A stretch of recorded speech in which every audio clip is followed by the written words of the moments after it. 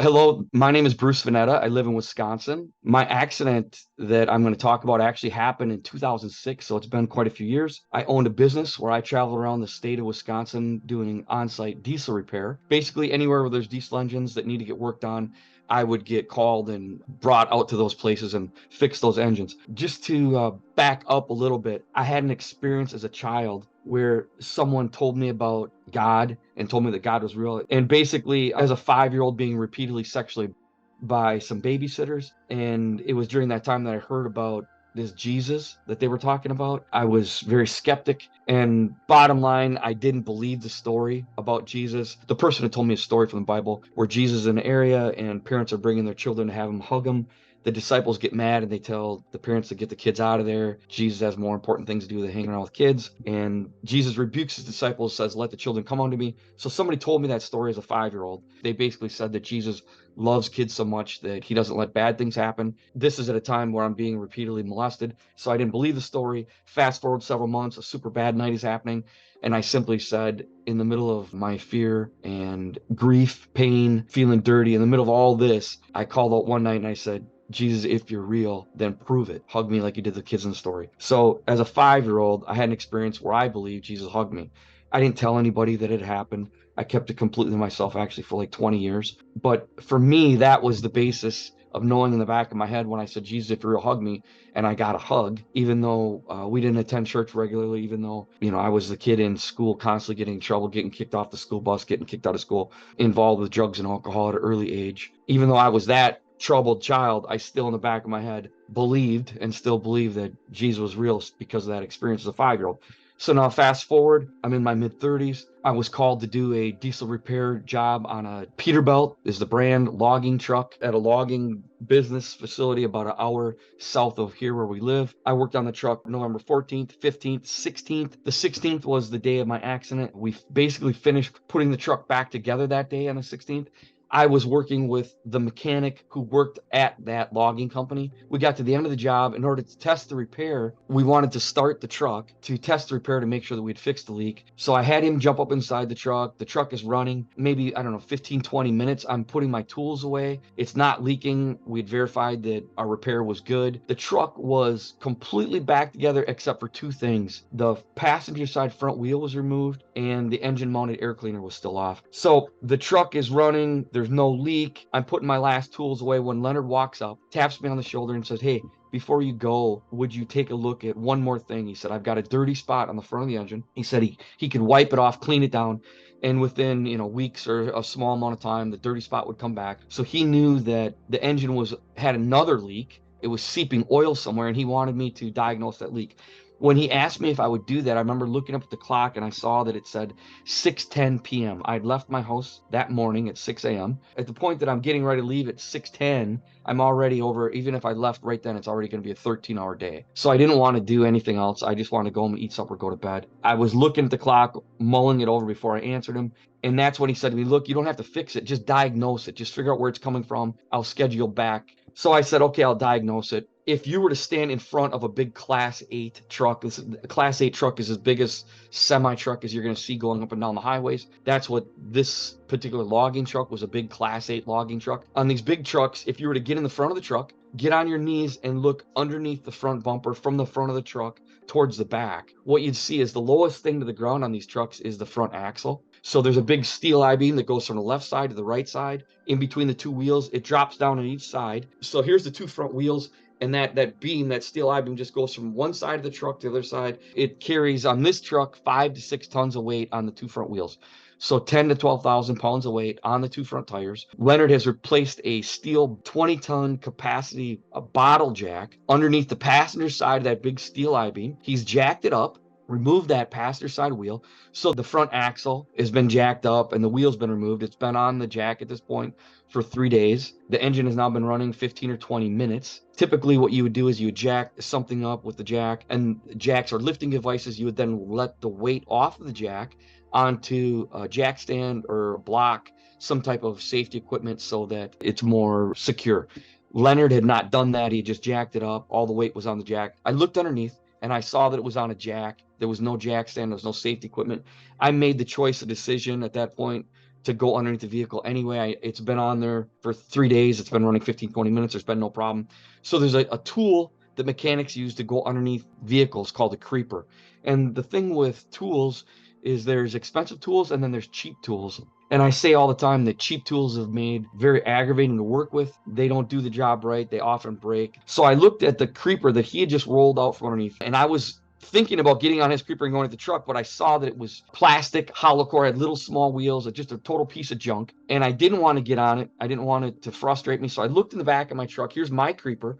It's all strapped down. So it would have taken more time for me to get in my truck, unstrap my creeper. So I just made the choice to get on his little piece of junk creeper. So I get on this plastic hollow core creeper. I go underneath the front bumper feet first. I roll underneath the truck. And now I'm laying underneath that axle that's got the 10 to 12,000 pounds of weight on it, held up by a jack on my left hand or passenger side of the truck because I'm on my back. Where I stopped, the jack is over here on my left-hand side, and the axle is maybe just an inch or two above my belly button, going across the middle of the soft part of my belly, pretty much from the bottom of my ribs to the top of my pelvic, basically. So from laying underneath the truck, I yell at the Leonard, the other mechanic. I say, "Hey, Leonard, shut it off. I don't need it running to diagnose this other leak."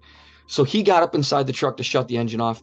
This particular truck has what's called air suspension. So there's airbags for the suspension in the back of the truck and on the cab.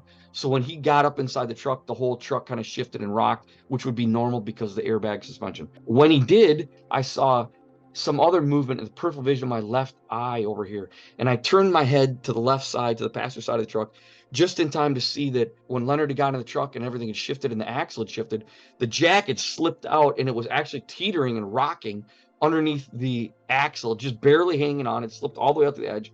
And before I could think or blink or do anything, the jack shot out like a rocket. That big steel I-beam came down and slammed the cement. Basically, the axle fell through the middle of my body like a blunt guillotine.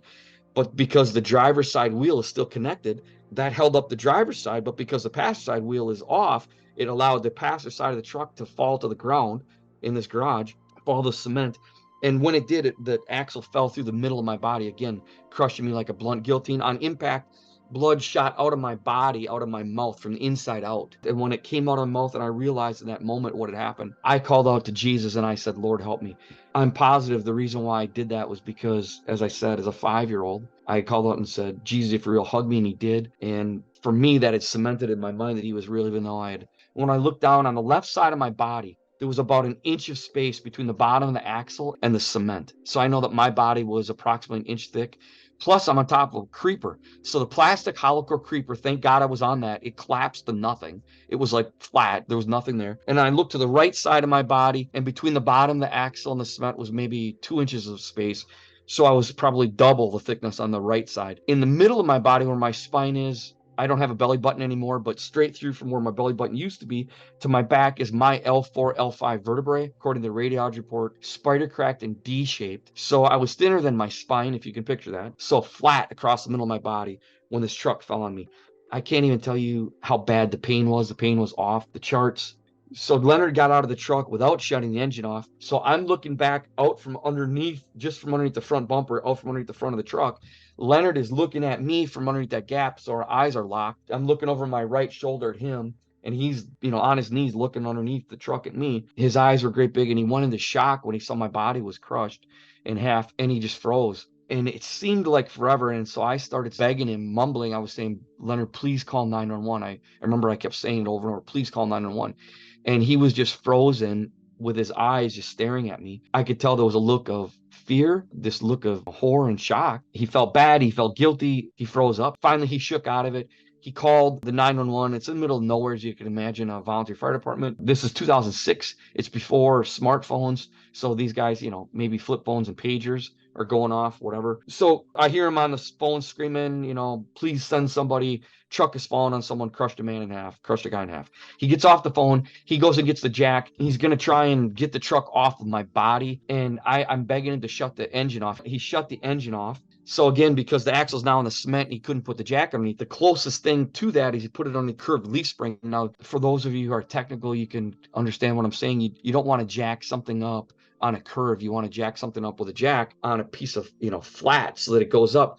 But instead, he jacked it up on this curved leaf spring, and the jack is just going to slip and go up the arch of that spring. So I'm begging him, not to jack it up there because I knew the jack was just going to slip. And as I'm begging him not to jack it up, he's telling me it's the only place he's got. That's all he could do. So he's pumping the handle of the jack. The jack is slipping down the curve of the arch of the spring, and finally it caught, just barely caught. So now it's going up as he's jacking. It's going up very slowly. Each little pump of the jack, it's making the truck go up. So finally he gets the truck off of my body. The jack is barely hanging on. Now I'm able to see my whole body top to bottom for the first time. And the very first thing that happened was this incredible weakness. So I'm in immense pain. We found out later the reason why the weakness happened was because I had 5 places that major arteries were completely severed. And as long as the axle was on top of my body, I had all those arteries and veins pinched off. But as soon as he jacked the truck up off my body, now I'm able to free bleed, and all those arteries and veins are just pumping out blood, internally bleeding inside my body. So that's where the weakness came from. We found out later. I see my body crush flat. The pain is off the charts. The weakness is taking over. I'm going into shock as I'm bleeding out internally. My heart is racing. I'm freaking out. I'm afraid the jack is going to slip and it's just going to fall on my body again. So I'm begging Leonard to get me out from underneath the truck. So I'm begging him to grab the top of the creeper and to pull me out from underneath the truck, but he wouldn't do it. So I panicked. I reached back and I was able to grab the bottom of the front bumper just here back behind my head. So even though the creeper is, flat, crushed in the middle with my body, there's wheels on each end, little plastic wheels on each end. When I grabbed the bottom of that bumper, it took everything I had, but I was able to drag my body out again because I'm in shock and I'm freaking out. I was able to drag my body out far enough so that now that my head and shoulders are now sticking out from underneath the front bumper and the rest of my body is still underneath the truck. I looked underneath the truck, and that's when I saw that the axle is now above the lower part of my legs. So if the jack does slip and the truck falls again, it's going to fall on my legs and break my legs. So I put my palms on the bumper and I thought if I could do one more push, and it was at that point as I was trying to do that second push that my body began to shake uncontrollably. I wasn't trembling, I was shaking like a leaf, like uncontrollably shaking, and I couldn't even do the second push, which was really scaring me. And it was right then that I realized, the realization hit me that I couldn't breathe. I'm too weak and I can't get any air in. And it was right then that the first 2 volunteer fire department guys got there and they grabbed my arms. They're trying to help me. I guess apparently, again, we found out later, the reason why they're moving my arms is try to manipulate my diaphragm to get the diaphragm away from the lungs to help me to be able to breathe. But it wasn't working. What happened next? I literally heard my heart stop, and it sounded like shutting an engine off. At that moment, when I heard my heart stop, my spirit left my body, and I went up the roof of the garage. I'm looking down from above, and all I can say is I was in perfect peace.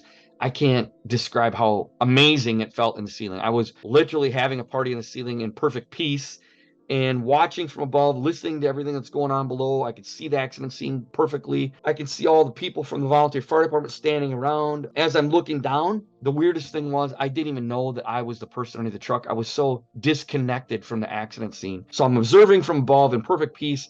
Leonard, the guy that I was working with, is on his knees. He's running his fingers through my hair. He's crying. He's apologizing. I'm listening to what he's saying. He's saying, I should be the one that's dead, not you. I'm such an old fool. I'm sorry. I'm sorry. I'm listening to all that from above. And on each side of Leonard, there was an angel. Leonard is about 6'1", 6'2". And there's an angel on each side of his body, and their head stuck up approximately 2 feet taller than his head. Angels are mentioned 290 sometimes in the Bible I've researched now. And sometimes it mentions that they look like normal people. Sometimes it mentions they look extraordinary, supernatural. These 2 angels looked like 8-foot tall men, very muscular, long hair that went way down their back to where their belt was on their robes. These angels didn't have wings. Their robes looked to be like glowing, emanating white light. I never got to see their faces because they're bent over. They're touching my body in the middle. So I'm watching from above, not knowing that's me. And I'm just like, oh, look, those angels are down there to help that guy. That's nice. It didn't even seem like a big deal. It seemed very normal to me up in the ceiling, thinking about those angels helping the guy. So I'm just watching it all happen. The volunteer fire department, the first responders, didn't do CPR because I have a massive chest injury. And it was right then that the last 2 people got there. But oddly or interestingly, the last 2 people to get there came in the back door in the opposite end of the garage. It's a little detail. But when I got to the hospital a year later, I went and spoke at the volunteer fire department. They had their monthly meeting. They had roughly 30 people at the monthly meeting. I told the chief I was going to come to say thank you. And so in a room of approximately 30 people, I went around, I picked out 8 people that had come to the scene of the accident. 10 people came. I point out 8 of the 10, and then number 9 and 10, I pointed out and I said, you and you, the last 2 people I pointed out, I said, you came in the back door. And it was easy because it was the only woman, it was a red-haired lady, and it was a gray-haired guy. And again, it's a year later, and I asked them in front of everybody, why did you come in the back door? At first, they couldn't even remember. Then it jogged their memory. They talked about it. They said they missed the driveway, saw the flashing lights, came up a secondary gravel driveway that came up to the back of the shop and walked in the back door. It's a little detail, but it proves the real Bruce was in the ceiling. So 6 to 10 minutes under the truck, no heartbeat, no pulse. And I watch from above as Shannon, that's the name of the red-haired lady, and this older guy. Leonard gets out of the way. She gets down between the angels. She's feeling for a pulse. There was a big guy, as I'm watching from above, in the passenger's front corner of the truck. He had his arms crossed. There's a little guy next to him, and he says to her, who's feeling for pulse, Shannon, it's too late. He's passed. He's been dead several minutes, something along those lines. She ignores him. She's feeling for pulse. She says, what's his name? Leonard says, Bruce Van Natta, and this woman starts to slap that guy in the face down there, saying, Bruce Van Natta, come back, come back. She's getting louder and louder, and all the other volunteer fire department people, all the other, first responder and stuff, who are all standing around, they all stopped talking. I'm watching from above. They all stopped, and they all looked at her like she was crazy, and like, what are you doing? She's getting emphatic. She's getting louder and louder. And all of a sudden, my spirit was slowly creeping down from where I was in the ceiling. I'm getting closer and closer. And when I was about halfway, it just seemed like it went really fast. And my spirit came back into my body. My heart miraculously starts. No medicine, no CPR, no nothing medical. But when she's calling my spirit back into my body, my spirit comes back in, my heart starts, and I go from feeling the best I've ever felt in my entire life to coming back into my body feeling the worst that I've ever felt in my entire life. So there's this horrendous pain, and there's this realization that I'm the guy underneath the truck. And it all comes back to me really quick. Oh, that's right, the truck following me. And I go, oh, 4-letter word for fertilizer. Oh, blank. It hurts so bad. I don't want it. I don't want the pain. It just hurts so bad. I want that peace. And when I basically made up my mind that I didn't want the pain, that I wanted to leave my body, go back to that peace, my heart stopped. My spirit left my body. I went back up to the roof of the garage. But this time, a tunnel opened up going out of the roof of the garage up at a 45-degree angle. The tunnel was probably, it seemed like 1,000,000 miles long, but I can tell you there was a bright light on the end of the tunnel. I instinctively knew that heaven was on the end of the tunnel, and I knew that this Jesus that I called out to and said, Lord, help me, was there waiting for me. And so I got in the tunnel and I went towards the light in the tunnel at a very fast. So I'm in the tunnel going towards the light at a fast rate of speed, feeling G-force, excited, happy to go to heaven, where somewhere behind me I can hear this. And I hear Bruce Van Natta, come back, come back. It felt like maybe halfway in the distance of that tunnel. I got sucked backwards. I'm still looking towards the light, but I got sucked backwards out of the tunnel. Now I'm back in the roof of the garage. I look down. I can see the angels. I can see the woman. I can see my body. I can see her slap me in the face. And my spirit came back out of the roof of the garage, back into my body. And my heart started miraculously again, now a second time. And at that point, all the pain came back. I looked on my left and I looked on my right for the angels, and it was terrifying because I couldn't see them, and which was scary. I couldn't understand why they left. Why couldn't I see them? And just craziness that I believe God spoke to me. A very calm, still voice inside my head simply said, if you want to live, you're going to have to fight, and it's going to be a hard fight. That's it. There was nothing else. There was no time for questions and answers, no Bible quoting, nothing. And I thought about 2.2 seconds and I said, screw it. I don't want to live. I don't want to fight. It hurts too bad. My spirit left my body. My heart stopped. The third and final time, I went up the roof of the garage. The tunnel opened up going out of the roof of the garage for the second time. I got in the tunnel, happy to go to heaven. That's where I wanted to go. Excited when I could hear it. Bruce going to come back. I got sucked backwards out of the tunnel that second time. I'm looking from above. My spirit comes back from the ceiling, back into my body. Again, my heart starts miraculously the third time. Shannon's face was right here. I'm still laying on the creeper. Her face was right here on this side of my body. And she says to me, Mister, you're on the verge of life and death. And I'm thinking, lady, you have no idea what you're even saying. And then she says, what do you have to fight for? Do you have a wife? Do you have kids? I couldn't fight for me because it hurt too bad and I just wanted to leave. But I could fight for my wife and I could fight for my 4 little kids. I thought about it. Didn't want to fight for myself. It hurt too bad. But I could fight for my wife and for my children. And so they ended up med flighting me to our state's largest trauma center. It took over 2.5 hours from the point the accident happened until I got to the trauma center. Doctors have told me that if you have one major artery completely severed, you've got 8 to 10 minutes before you bleed out. I had 5 places major arteries are completely severed, and now it's stretched out over 2.5 hours. That proves that the angels are there doing whatever they're doing with the veins to keep me going. I called out and said, God, help me. And, Jesus specifically, he sends the angels to do whatever they were doing to keep me going, to get me in the hospital.